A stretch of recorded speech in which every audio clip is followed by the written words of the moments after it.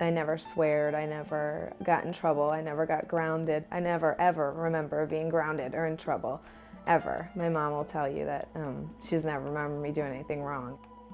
I started using drugs when I was 12 years old. I was in 7th grade. If you do a survey and you ask what was your first exposure to alcohol or drugs, it's right about that age. And I started smoking pot, and that was my gateway to the rest of my drug-using career. By the time I was in high school, I was using cocaine and LSD, mushrooms, everything pretty much under the sun. Why did Megan start? I just to fit in, maybe, just to fit in with people.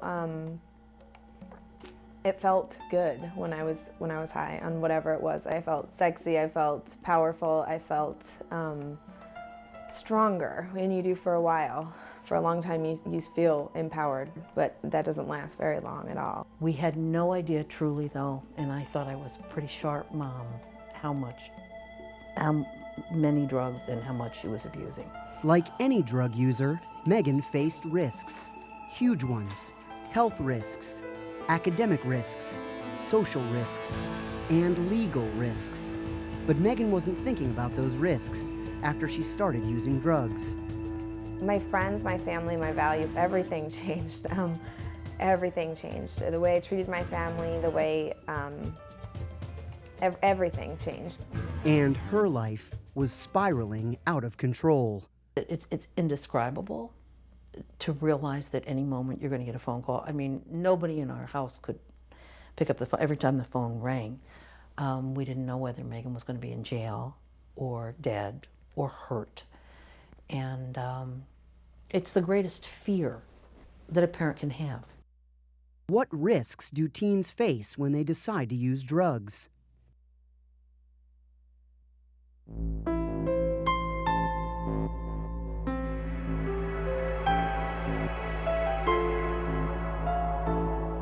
It's like a bottomless pit you're falling into. Her drug of choice wasn't marijuana or alcohol. She was like, go ahead, pop it. She gave me a beer, chugged it down, and hey, that's how it started. The pills he took weren't illegal. Teens are abusing drugs that can be found right in their own homes. Over-the-counter cold tablets. We called it Skittles. Prescription pills. I went to their parents' medicine cabinet and just looking in there, finding what they can get high off of. And inhalants, found under the kitchen sink or in the medicine cabinet. Huff it, inhale it, whatever. It's just like, it's intense. It's just like an intense high. You don't picture yourself dying off cough medicine. They don't consider it really a drug. I'm one of the unknown statistics, so to speak. But they are real drugs, and they are potentially lethal. Ironically, kids think that they're safer because they're over the counter, and so they don't think that they're that dangerous. Very, very frequently, though, they'll end up in the hospital and never quite understand what happened. So how can teens start to understand the risks involved with these over-the-counter drugs and other substances? One way is to learn how dangerous they can be, even if you try them just once. Experimentation is really not good because you could always end up a drug addict. They don't know how much for their body is an overdose, and they could, go into a coma and die from it. Kelly says she started huffing because her friends were doing it. I wanted to fit in, so I went and got a bottle of air freshener, and I huffed it. I hated the way it made me feel, but lo and behold, when I didn't have anything else to use or drink or smoke, I did it because it was around. Soon, Kelly was huffing regularly. I come to find out that those friends that I was making by using drugs were not my friends at all. And once she realized that, she was able to examine drug use from an entirely different perspective. All the cool people, which is what I was trying to be by doing all that stuff I did, all those people now are either dead or in jail. the cool people, and the ones that weren't so cool are off in college now, living life. It's not easy to figure out in yourself, well, why am I doing this risky thing? Why am I hurting my brain? Why am I doing this? Maybe sometimes just it's helpful to talk to somebody and say, this is going on or that's going on with my family. You might feel less the need to go over to the medicine cabinet or to do something risky with something that was not intended for human use. Cough and cold medicines, prescription pills, inhalants, they're just as dangerous, just as risky as traditional drugs that teens abuse, and the consequences can be just as devastating. It makes you stupid. Like, I couldn't even put sentences together. And then you have like a hangover feeling for the rest of the day, maybe into the next day, you know, depending on when you do it. Just, you have I got a huge headache, you know, and I felt dumb. It just feels toxic. I mean, you're high for 5 minutes and then you feel sick, you know, headaches afterwards, dehydration, you know, bad moods, all that thing that can last up to 24 hours after a use. Every day, kids are basically killing themselves. Marijuana isn't a drug that most teens would consider dangerous, but the effects of marijuana can be just as harmful as harder drugs. You lose a lot of brain cells, you know. Memory impairment, a lot of memory impairment. Smoking it'll make you lose your memory. Smoking marijuana can actually lower test scores. A study by researchers in California looked at 6,000 standardized test scores of teens who started smoking pot in the 10th grade. Their math scores, 15 points lower on average than teens who didn't smoke pot. I'm not surprised math went down. I think pot is not a harmless drug. I think the marijuana today is much stronger than the marijuana was 10 years ago or 20 years ago, and it's not surprising that it's literally harming kids' brain functioning. He says chronic marijuana use can lead to social and family problems as well. And my experience with teenagers when they're smoking a lot of pot is they tend to be very cold and zombie-like almost. There's just not a whole lot of affect there, not a whole lot of feelings there. And I think if you do that long enough, you will basically cheat yourself out of having a lot of feelings. I have a couple of friends, I actually have a lot of friends that are potheads and they smoke a lot of marijuana. I've seen their lives just go down the drain. They get so addicted, it's a never-ending cycle. If you don't care about your math scores, that's fine, but do you care about your total brain development? Do you care about your ability to connect with other people? Do you care about your ability to have some sense of self, some self-esteem? Do you care about your ability to be a friend, to be a parent, to be a good son or a good daughter to your own parents? I think pot kills you emotionally. I think it just deadens you, and that to me is the biggest danger. When I came home the first day with my report card, it was like straight Fs, and not coming to school, and I got calls from the deans. One of the biggest risks of marijuana is that it's a gateway to more dangerous drugs. Megan learned that. And so did Ingrid, almost too late. When she was younger, Ingrid was an excellent student. But once she reached high school, it was a big change for me. School wasn't important to her anymore. Instead, she started sneaking out at night and going to parties, and started doing drugs. Her grades plummeted. She stopped going to school regularly. And then, I didn't care because I was so lost in drugs. I was like, who cares? You know, I could always sell drugs and, you know, live my life like this. Who cares? She used drugs. She sold drugs. She left home. Eventually, she hit rock bottom. I walked home. I don't know how many miles I walked. I walked because I didn't have money to take the bus. But I walked home. It took me like maybe 2 hours to walk. And I knocked on the door and I was like, Mom, I need help. To get her life back on track, Ingrid made a decision. I started hanging out with like positive people, and I would listen to them like, oh, well, I'm going to college, and I just bought me this. I just bought me a car. I just bought me this. I'm like, wait a minute, I want those. I want a car. I want this. I want that. How do I get that?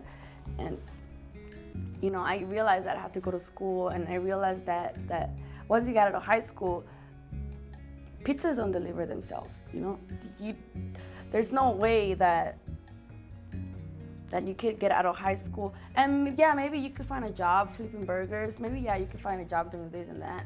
But, I mean, it's not gonna be enough. Weighing those kinds of things and looking just a couple steps ahead. You don't have to look ahead till you're, you know, way old, way adult, but just look into just the next step. You're in high school now. What are you doing after high school?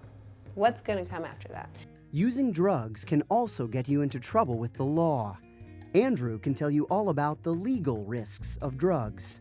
He abused marijuana and prescription drugs from age 13 to 19. You get high and your brain doesn't function the way it would when you're sober. You know, you do things that you would never ever do when you're sober, you know. I mean, I would never steal from anybody, but when I would get high, I mean, that was just, it came naturally. Then he started illegally selling prescription pills. He was caught when his friend crashed the car they were in, and police arrived at the scene. I stumbled out of the car, pills all over the place. And I remember like grabbing some pills and trying to throw them in the woods. Andrew was arrested and faced a prison sentence. I mean, with all my charges, I remember going to see my attorney for the first time, and he told me that you're looking at 5 to 10 years, you know, and for the first time in my life, I mean, I kind of saw my freedom just, you know, disappearing. I mean, it just kind of hit me, like, 5 to 10 years, I mean, that's a good part of your life, gone. Luckily, the judge gave Andrew another option. Instead of prison, he went to drug court. That meant daily therapy sessions, weekly meetings with the judge, and numerous random drug tests. Any slip-up, and Andrew would land in jail. It is very structured, and it is tough. Some of the participants have come to me and said that not using drugs and alcohol is actually the easy part. We hold them fully responsible. They have to be on time. If you're not on time, you get a consequence. They're drug screened sometimes 5-6 times a week. Andrew graduated from drug court, and he's been clean and sober now for 2 years. Before I couldn't figure out how to live my life, you know, and now I'm trying to figure out what to do with my life. And it's a pretty good problem to have, you know.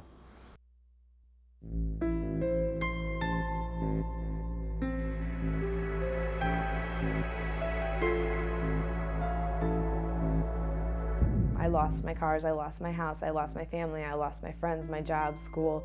I lost everything, and that did not bother me. Drugs almost destroyed Megan's life. From pot to cocaine to LSD, Megan's drug use escalated. Then she tried crystal meth. She quickly became addicted, dropped out of school, and went broke. I was down to like 95 pounds. My hair was falling out. My nails had become so brittle that they were peeling off my fingers. Your skin starts falling off. It's a horrible, horrible drug. It's the worst drug that I've ever done, and it's the drug that ended up taking almost my life and almost everything from me. Megan may have thought she was only going to try crystal meth one time, but one became 2, then dozens, then hundreds of times. Eventually, she ended up smoking it for a constant high. I guess when I hit rock bottom probably would be the first time I smoked it, because I didn't realize then that was the end of it. When I smoked it, I never put it down. So from then on was pretty much a 1.5 to 2 years of using solid. When my family let me go, I said goodbye, and I was fine with it until I didn't have any food and I couldn't shower, and my mom said I couldn't come into her house. That was what got me into rehab, but I wouldn't understand a rock bottom at that point. I didn't understand bottom anymore. Megan finally realized that all of those risks of drug use had become her reality.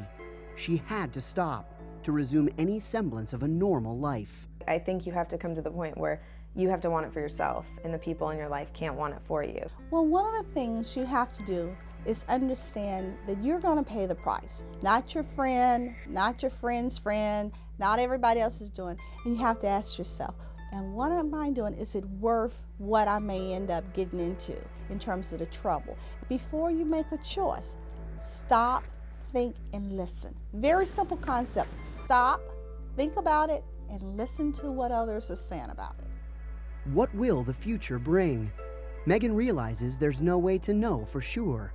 What is certain right now is she's drug-free.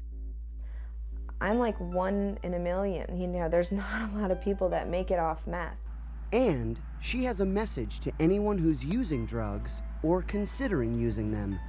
Drugs can cost you your physical and emotional well-being, or even your life. You think about it every day, and it haunts you for the rest of your life. What would you do to help a friend stop using drugs?